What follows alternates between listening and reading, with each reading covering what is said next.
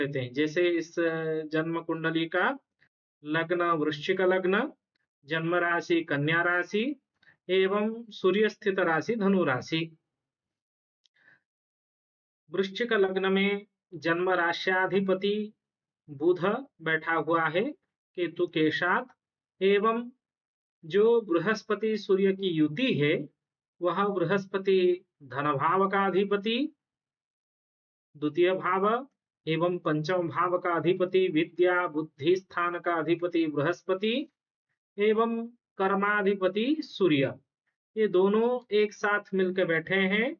और सूर्य की डिग्री जो है वो 0 डिग्री, बृहस्पति की डिग्री जो है वो 24 डिग्री। इसीलिए बृहस्पति अस्तंगत नहीं है, ये हम लोगों को तुरंत पता चल जाता है, बृहस्पति यहाँ अस्तंगत नहीं है। ग्रह अस्तंगत नहीं होते हैं तो वहां निश्चित रूप में शुभ फल प्राप्ति होता है। एवं जैसे कि केंद्र एवं त्रिकोण, केंद्राधिपति सूर्य, त्रिकोणाधिपति बृहस्पति, धन स्थान में केंद्राधिपति योग व लक्ष्मी नारायण योग व राजयोग उत्पन्न हो रहा है। तो धन स्थान में राजयोग उत्पन्न होने से धन स्थान को कोश संबंधी व हम लोग जैसे बैंकिंग अथवा पैसा के लेन देन जो होता है, जो कार्य अकाउंटिंग कार्य व चार्टर्ड अकाउंटेंट, इस प्रकार के कर्म क्षेत्र की ओर निर्देश हम लोग करते हैं। क्योंकि आज वर्तमान समय में व्यक्ति जैसा अध्ययन अध्यापन करता है उसी के अनुसार कर्म क्षेत्र उसका बन जाते हैं। तो अध्ययन अध्यापन का यहाँ कारक बृहस्पति, जो कि नवमांश कुंडली में बृहस्पति वृश्चिक नवमांश में बैठा है, तो ये व्यक्ति किस प्रकार के ज्ञान को ग्रहण करेगा इसका निर्णय हम लोगों को पहले लेना है।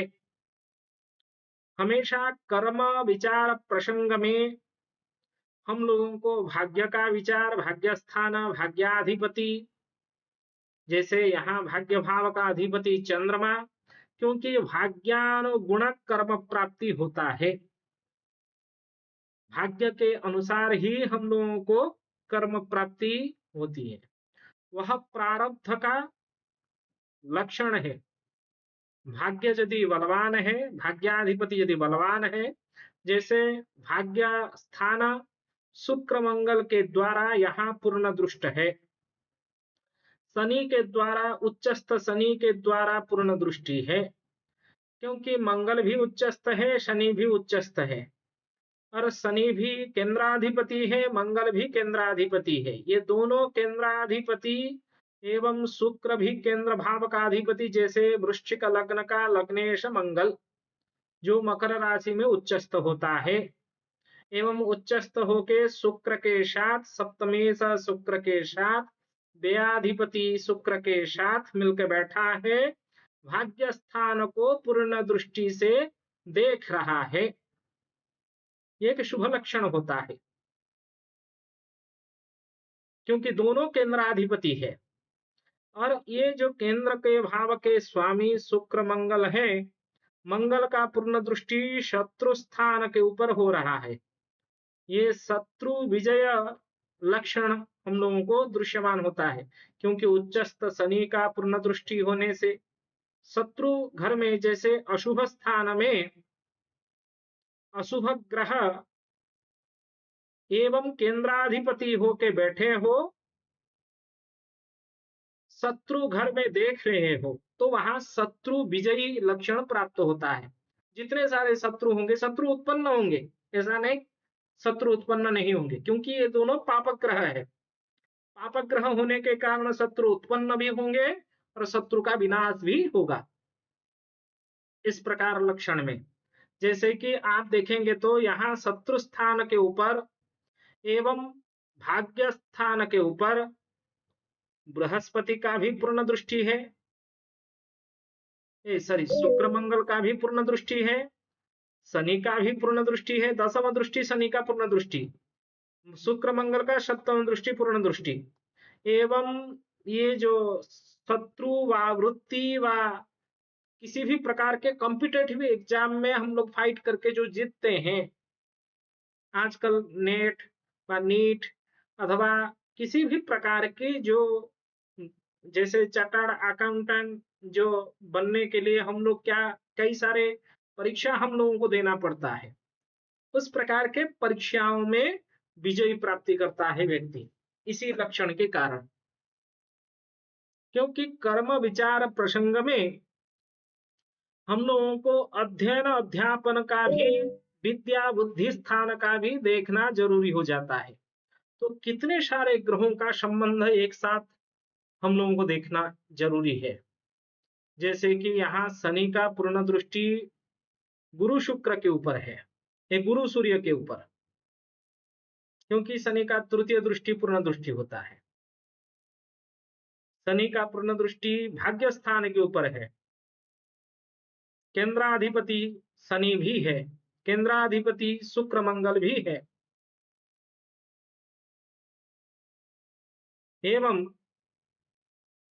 गुरु का पूर्ण दृष्टि स्थान के ऊपर जो पंचम दृष्टि 1 2 3 4 5 पंचम दृष्टि पूर्ण दृष्टि होता है शत्रु विजय स्थान के ऊपर।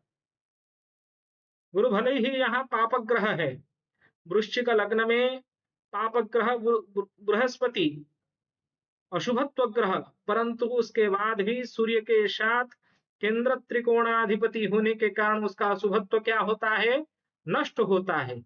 मारकेश बनता है, परंतु मारकेश के बाद भी वह राजयोग तुल्य फलप्रद होता है।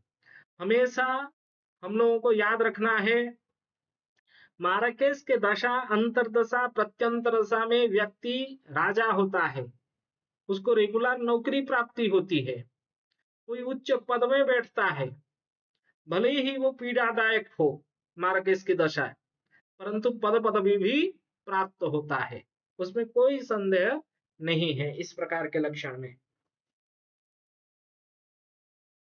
आप जब भी कर्म का विचार करेंगे, वहां हम लोग पूर्व कक्षा में पढ़े हैं, लग्न चंद्रमा से जो बलवान होगा उसको देखना है।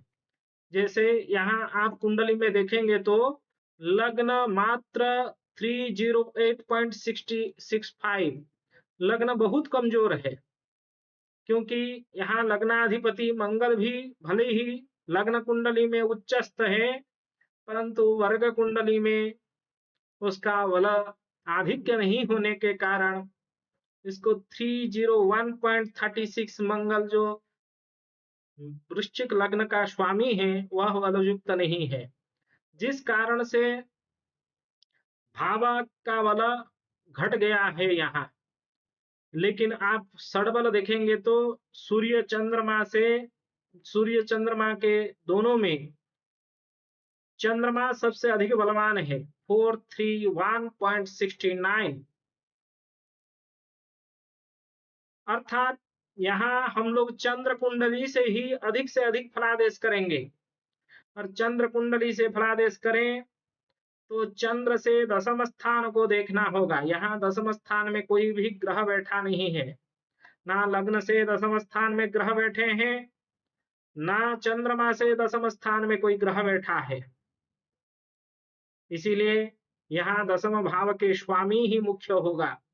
यहाँ दशमाधिपति बुध जो कर्म फल प्रद का मुख्य है, यह बुध किस नववांश में बैठा है, ना मीन नववांश में नीचस्थ होके बैठा है, परंतु मीन नववांश का स्वामी बृहस्पति, मीन नववांश का स्वामी बृहस्पति के कारण यहाँ बृहस्पति जनित कर्म प्राप्ति होगा व्यक्ति को।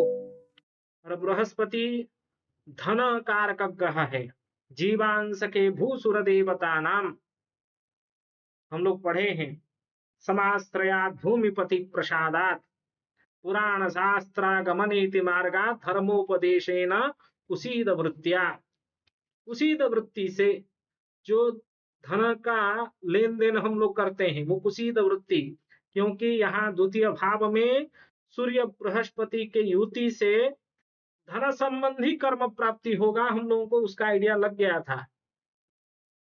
एवं कर्माधिपति बुध बृहस्पति के नवमांश में बैठने के कारण हम लोग पता कर लेते हैं कुसीद वृत्ति से, धन के लेन देने से। जैसे हम लोग आजकल शेयर मार्केट का काम देखते हैं, लोग शेयर मार्केट में इन्वेस्ट करते हैं, उससे ज्यादा पैसा उन लोगों को फायदा होता है। इस प्रकार के कर्म प्राप्ति होगा। और वर्तमान समय में कुंडली का दशा, अंतरदशा, प्रत्यंतर से देखा जाए तो वर्तमान समय में भले ही बृहस्पति महादशा बुध अंतरदशा चल रहा है 26 सितंबर 2028 तक, भले ही बुध बृहस्पति में शत्रुता है, परंतु यहाँ कर्म भाव जो चंद्र कुंडली के हिसाब से, क्योंकि यहाँ चंद्र कुंडली ही प्रमुख हो गया है, कन्या राशि चंद्र कुंडली है, रास्याधिपति भी बुध है, एवं चंद्र से दशम स्थानाधिपति भी बुध है, और बुध बैठा है बृहस्पति के नवमांश में। और बृहस्पति लग्न कुंडली के हिसाब से दोनों सूर्य गुरु प्रमुख योग को उत्पन्न कर रहे हैं। इस कारण से हम लोग दो कुंडली को देखें एक साथ, एक तो लग्न कुंडली व जन्म कुंडली, उसके बाद दूसरा चंद्र कुंडली। जन्म कुंडली से 12 भावों का चिंतन, चंद्र कुंडली से 12 भावों का चिंतन किए, उसी से हम लोगों को अंदाज लगा ये व्यक्ति निश्चित रूप में धन संबंधी कार्य में लिप्त होगा, धन का लेन देन करके अधिक पैसा कमाएगा। जैसे शेयर मार्केट हुआ, बैंकिंग हुआ, व चार्टर्ड अकाउंटेंट संबंधी कार्य हुआ, व किसी का कोषाध्यक्ष बने, किसी भी ऑफिस में अकाउंटेंट बन सकता है। इस प्रकार के लक्षण से अच्छा पैसा कमा लेगा ये व्यक्ति, ये है। लेकिन एक प्रश्न होता है हमेशा, मुझे अपने देश में अधिक पैसा कमाना पड़ेगा अथवा विदेश में? ये सबसे महत्वपूर्ण विषय प्रश्न वर्तमान के समय में, स्वदेश में हम लोग कमाएंगे व विदेश में। आप फलदीपिका ग्रंथ को देखेंगे तो वहां एक श्लोक है, अंशे से बलवत्ती अयत्न धन संप्राप्तिम बलो नंशपे, अंशे से बलवत्ययत्न धन संप्राप्तिम बलो नंशपे, स्वल्पम प्रोक्त फलम भवेदुदयतः कर्मक्ष देशे फलम, अंशस्योक्त दिशं वदेत् पतियुते दृष्टे स्वदेशे फलम, सत्यन्नीहि परदेशजं तदधिपश्यांशे स्वदेशे स्थिरे। इस श्लोक में आजीविका विचार कर्म अध्याय का अंतिम श्लोक है। इस अंतिम श्लोक में ही बता देते हैं मंत्रेश्वर दैवज्ञ, व्यक्ति स्वदेश में कार्य करेगा अथवा विदेश में। कहते हैं अंशे से बलवती, अंश का अधिपति, जैसे नवमांश का अधिपति। यहाँ कर्माधिपति जिस नवमांश में बैठा है, जैसे कर्माधिपति बुध, बुध बैठा है बृहस्पति के नवमांश में, और उस बृहस्पति के बल हम लोगों को विचार करना है। यदि नवमांश का स्वामी बलवान होगा, बृहस्पति यहाँ बलवान होगा, आप बल विचार देखिए और षडबल, उसमें बृहस्पति का बल देख लीजिए, आपको पता चल जाएगा बृहस्पति कितना बलवान है। 387.72, 400 से अधिक जाता है तो ग्रह अधिक बलवान होता है, 400 से कम होने से उसका बल अल्पता हो जाता है। और जैसे यहाँ 400 के आसपास है, मतलब बृहस्पति संपूर्ण निर्बल नहीं है। अंशे से बलवती अयत्न धन संप्राप्ति, धन संप्राप्ति होगा, कितना परसेंटेज हम लोगों को धन प्राप्ति होगा उसका भी विचार कर सकते हैं। यदि नवमांशाधिपति जो बृहस्पति अधिक बलवान होता है, जैसे यहाँ शुक्र 433.48 अधिक बलवान है, सबसे अधिक बलवान तो बुध है 575.35। दो विचार हम लोगों को करना है। एक तो ये कहते हैं अंशे से बलवती अंशाधिपति नवांशाधिपति बलवान हो अथवा दशमाधिपति बलवान हो, दोनों। तो हम लोग जैसे इस कुंडली में देख रहे हैं, यहाँ चंद्र कुंडली से हम लोग कर्म का विचार किए। कर्म का विचार में दशमाधिपति बुध, और सबसे बलवान ग्रह जो है वो बुध है। बुध नवांश इत्यादि वर्ग कुंडली में व काल बल, चेष्टा बल, दिग्बल, स्थान बल इत्यादि बलों में बलवान होने के कारण हम लोग कहेंगे क्या, ना दशमाधिपति बलवान है, एवं दशमाधिपति जिस नवांश में बैठा है उस नवांशाधिपति भी सामान्य बलवान है। उससे क्या होगा, धन प्राप्ति होगा। कितना परसेंटेज होगा ना, दशमाधिपति बलवान होने के कारण समय समय में निश्चित 100% के आसपास उसको धन प्राप्ति होगी। जब जब बृहस्पति के अंतर्दशा है तब तब हम लोगों को विचार क्या करना है, बृहस्पति दशा के कारण उसको उतना बल नहीं मिल रहा है जितना बुध अंतर्दशा से प्राप्त हो रहा है। इसीलिए मैं जब फलादेश किया इस कुंडली का जब फलादेश में किया, पूछा 20 जून 2026 से जो चालू हुआ है समय, इस समय में क्या आपका प्रोग्रेस अधिक हो रहा है? 1 महीना से वो तुरंत कहे हाँ, 1 महीना से मेरा पैसा बढ़ने लगा है। पहले तो सब बिजनेस डाउन था।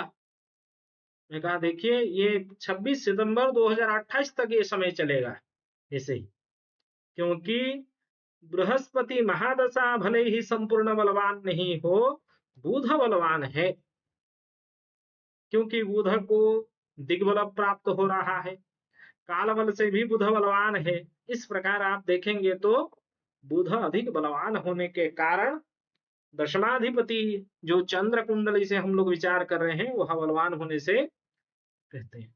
लेकिन स्वदेश में अथवा परदेश में यदि बल निर्बल होता तभी स्वल्प फल हम लोग बताते, क्योंकि स्वल्पम प्रोक्त फलम बलो नंशपे, बल ऊन यदि होगा अंशाधिपति नवमांशापति अधिपति यदि बलहीनता होगा तभी स्वल्प फल बताते। भवेत उदयतः कर्मक्ष देशे फलम, कर्माधिपति यदि स्वभाव में बैठा हो जैसे स्वराशि में, तभी वहां स्वदेश में कर्म प्राप्ति होगा, हम लोग कह सकते हैं। अंशस्योक्त दिशम बदेत पतियुते, जो अंशाधिपति जहां बैठा हो उसी के अनुसार आपको दिशा का निर्णय लेना है। जैसे यहाँ दशमाधिपति बुध बैठा है वृश्चिक राशि में, एवं स्थान में बैठा नवमांश कुंडली में मीन राशि में। यहाँ जो बृहस्पति नवमांश का अधिपति वह भी बैठा है वृश्चिक राशि में, तभी हम लोगों को पता चलेगा मीन एवं वृश्चिक राशि का दिशा ज्ञान करना है। वो कौन सा दिशा है, किस दिशा में इसको अधिक प्रचुर धन प्राप्ति होगा। जैसे आप तुरंत विचार कर सकते हैं, मेष पूर्व दिशा, वृष पूर्व दक्षिण पश्चिम उत्तर, पूर्व दक्षिण पश्चिम उत्तर, उत्तर दिशा ये प्राप्त हुआ। पूर्व दक्षिण पश्चिम उत्तर, ये दोनों उत्तर दिशा वृश्चिक एवं मीन राशि का दिशा जो है वो उत्तर दिशा होने के कारण हम लोग तुरंत आदेश देंगे, आप जब आपके जन्म स्थान से उत्तर दिशा की ओर जाएंगे वहां आपका व्यवसाय अच्छा चलेगा, उस स्थान में आप व्यवसाय कर सकते हैं। यदि ये स्वराशिस्थ अथवा मित्र राशि में बैठे हो तभी स्वदेश में ही हम लोग धन उपार्जन करेंगे, ऐसा निर्देश करना है। जैसे यहाँ बृहस्पति कहाँ बैठा है, मित्र के घर में बैठा है, एवं नवांश कुंडली में एक जन्म कुंडली में बुध भी वृश्चिक राशि में बैठा है।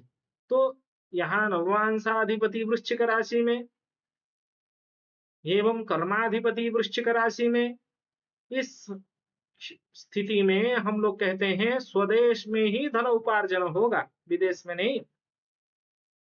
यदि अन्य घर में बैठ जाता, शत्रु के घर में बैठ जाता, तभी हम लोग आदेश देते हैं परदेश में, विदेश में ही इसको धन उपार्जन होगा। क्योंकि हमेशा विदेश हम लोगों के लिए कष्ट होता है। जो अशुभ योग से ही विदेश यात्रा होता है, शुभ योग से विदेश यात्रा नहीं होता है। इसीलिए कुंडली में हम लोग जब विचार करते हैं, शुभ स्थान में ग्रह बैठा हो स्वदेश में, अशुभ स्थान में बैठने से विपरीत देश में व विदेश में ये धन उपार्जन करेगा। दसम स्थान में जो राशि उससे व्यक्त होता है व्यक्ति का देश एवं दिशा, दसम स्थान में जो राशि उसी से व्यक्त होता है। तो यहाँ दसम स्थान में कन्या राशि है, ये मिथुन राशि है। क्योंकि चंद्र कुंडली के हिसाब से हम लोग विचार करेंगे तो मिथुन राशि, तो मिथुन राशि होगा तो पूर्व दक्षिण पश्चिम दिशा होना चाहिए, पश्चिम दिशा में आदेश देना चाहिए। परंतु यदि दशमाधिपति वहां कंफ्यूज ऐसा नहीं होना है, दसम स्थान स्थित दिशा, दशमाधिपति जहां बैठा हो उस दिशा, सभी बिंदुओं को विचार करते हुए ही हम लोगों को फलादेश देना है। जैसे दशमाधिपति बैठा है वृश्चिक राशि में एवं दशमाधिपति जिस नवमांश में बैठा है उसका अधिपति भी बैठा है वृश्चिक राशि में, तो अधिक से अधिक पॉजिटिव वृश्चिक राशि में होने के कारण हम लोग पूर्व दिशा व उत्तर दिशा कहते हैं। पूर्व दिशा क्यों? क्योंकि लग्न पूर्व दिशा का सूचक होता है। जैसे दशमाधिपति लग्न में बैठने के कारण ये भी पूर्व दिशा का हम लोग सूचना देते हैं। दसम का स्वामी जिस नवमांश में होगा उस नवमांश राशि संबंधित देश अथवा दिशा, ये दोनों विचार करना चाहिए। इस प्रकार श्लोक आप लोगों के सामने ग्रुप में मैं भेज दूंगा, इसको नोट्स बना लेना है निश्चित रूप में। अंशे से बलवती यत्न धन संप्राप्तिम बलो निंशपे, यदि बलवान हो तो धन संप्राप्ति होगा। स्वल्पम प्रोक्त फलम, यदि बलवूनता होगा, बल अल्पता होगा, तभी स्वल्पम अल्प धन प्राप्ति होगा। भवेत उदयतः, लग्न से हम लोगों को विचार करना है तो कर्मर्क्ष देशे फलम, अंशस्युक्त दिशम, अंश अंश मतलब नवांश, उक्त दिशम दिशा मतलब जिस दिशा, वदेत पतियुते दृष्टे स्वदेशे फलम, कहते हैं यदि दशमाधिपति स्वस्थान को दृष्टि दे रहा है अथवा दशमाधिपति जिस नवमांश में बैठा है वह यदि उस दशम स्थान को दृष्टि दे रहा है, तभी भी स्वदेश में व्यक्ति क्या करता है, जैसे यहाँ दशमाधिपति बैठा है बृहस्पति के नवमांश में और बृहस्पति दशम स्थान को पूर्ण दृष्टि से देख रहा है, क्योंकि कन्या राशि के हिसाब से हम लोग दशम विचार कर रहे हैं, इससे भी स्वदेश में ही कर्म प्राप्ति होगा और स्वदेश में धन संपत्ति होगा, ऐसा हम लोगों को विचार करना है। अंशस्युक्त दिशम पतियुते दृष्टे स्वदेशे फलम, सत्यन्नीहि परदेशजं तदधिपश्यांशे स्वदेशे स्थिरे। कभी कभार क्या होता है, यदि स्थिर राशि में बैठ जाए तभी भी हम लोगों को क्या कहना है, स्वदेश में ही व्यक्ति धनोपार्जन करेगा।